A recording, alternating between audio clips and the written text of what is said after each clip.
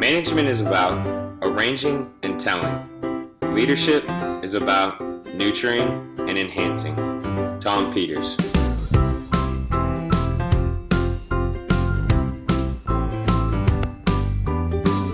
We are Group JKBN. It's Jack, Keisha, Brian, and No Phil. And our presentation is over DirecTV. First, let's take a look at the background of DirecTV. DirecTV is one of the world's leading providers of digital television entertainment services, delivering a premium video experience through state-of-the-art technology, unmatched programming, and industry-leading customer service to more than 37 million customers in the United States and Latin America. Let's take a quick look at DirecTV's background. DirecTV was founded in 1990 by Hughes Electronic Corporation, which was part of the better-known General Motors, in order to take advantage of the new era of television.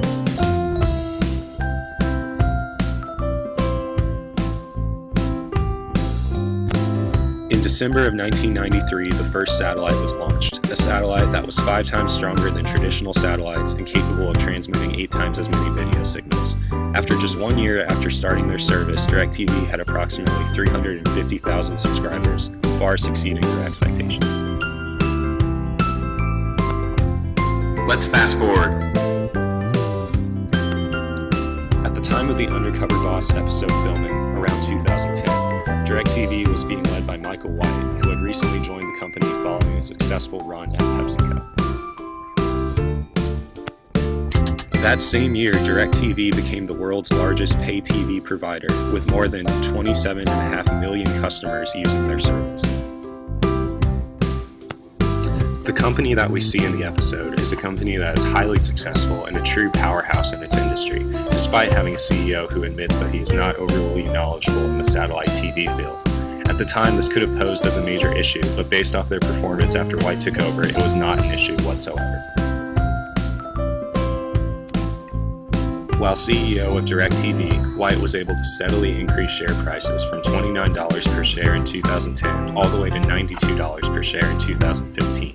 White also increased the customer base by almost 10 million.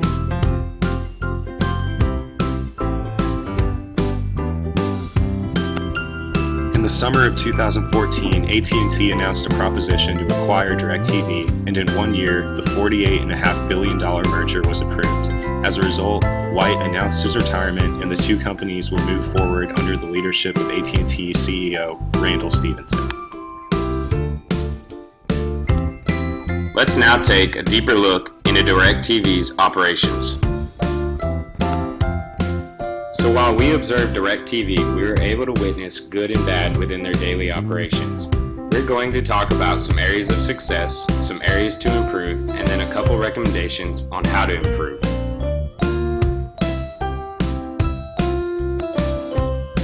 The key positives that DirecTV brought was from the very top, with the CEO Michael White bringing in a servant leadership personality.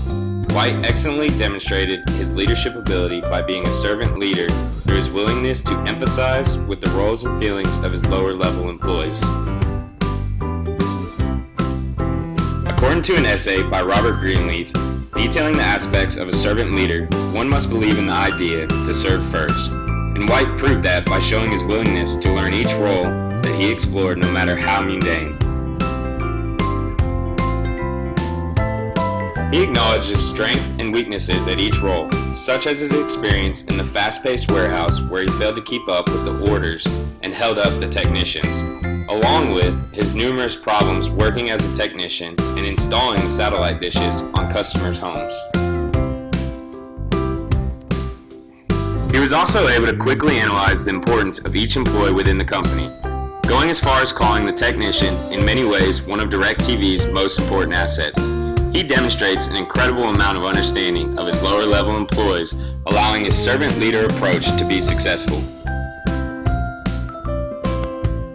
DirecTV also showed evidence of a very task-oriented and job-centered culture in some branches of the firm.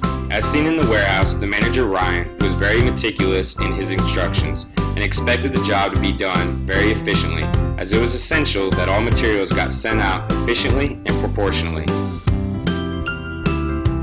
Tequila, a service technician for DirecTV, also exhibited the job-centered and task-oriented behavior, as she was focused on getting her job done as quickly and efficiently as possible, while still providing customers with high-quality service. Although the DirecTV organization showed success in many ways, there are some areas for improvement. So let's take a look at some of the issues we observed at DirecTV. The most critical issue we observed was a company-wide inventory issue, which was seen at several locations within the organization. The main shortage was HD receivers, which was first noticed while riding along with a service technician in the Alabama area of operations, which led to complications during installation at the customer's residence. However, this was not an oversight error by the service technician. The same shortage of HD receivers was also apparent in one of the company's warehouses located in Las Vegas.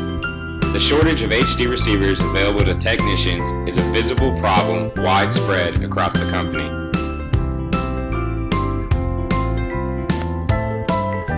This inventory problem needs to be addressed immediately by top and/or middle-level management in charge of the company's supply chain. These managers have not adequately adopted conceptual thinking skills in their division.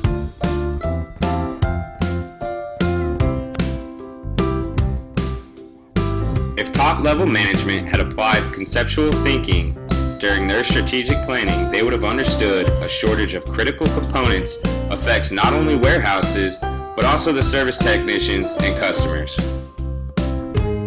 Another angle while looking for the root of the issue could be related to a lack of input by service technicians and/or warehouse employees to higher levels of management in the strategic planning of inventory and budgeting allocations for the fiscal year. This typically indicates an absence of participative management within an organization. Without the participation of lower-level employees, top-level management cannot clearly understand the essential needs of field-level employees. However, it is also likely that the issue at hand is emerging from the bottom of the organization.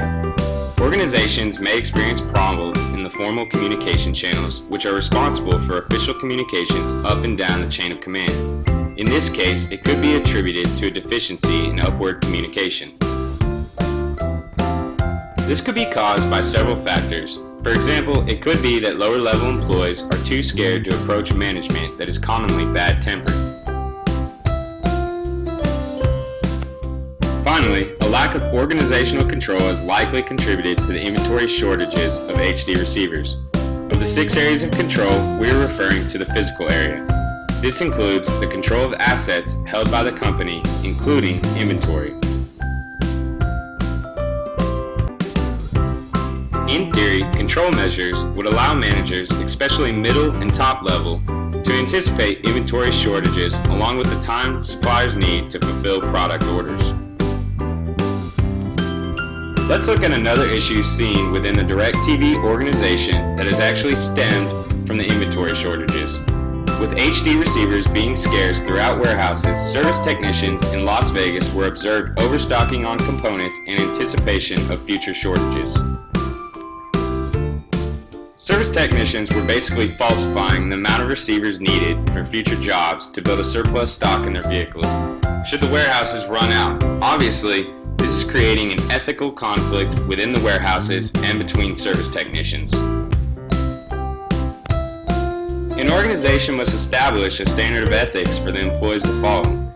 These standards help employees, such as service technicians, navigate ethical dilemmas and can lead technicians to pursue courses of actions that will benefit DirecTV as a whole rather than the individual service technician.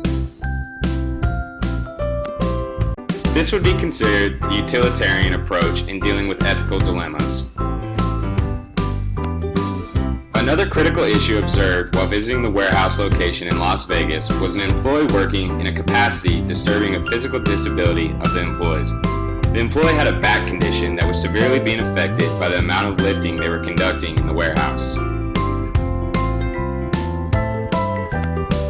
The placement of this employee in that position was putting a burden on the employee's health and also setting the company up for a workers' compensation claim.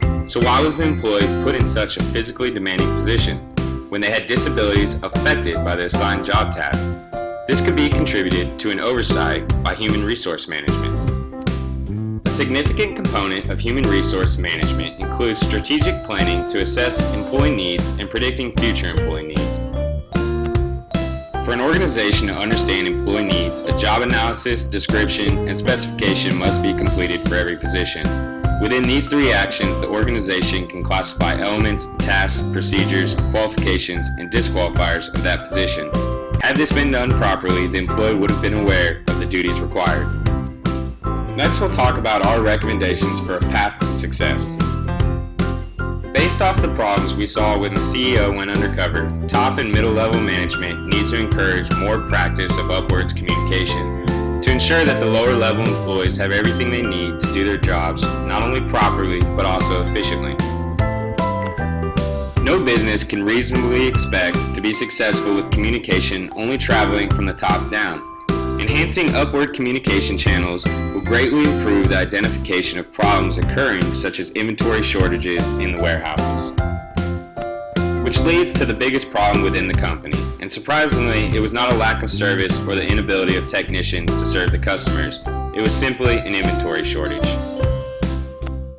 So let's discuss the issue of inventory. The first way to address this issue would be updating inventory control systems with updated technology.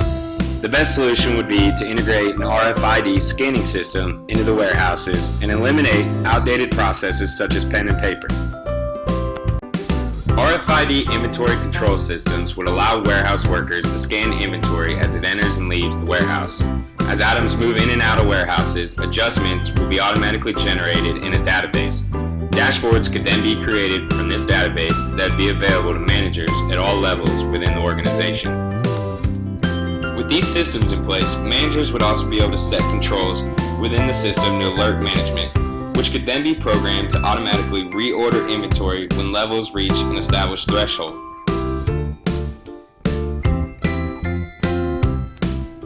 Our last recommendation addresses employees with physical disabilities.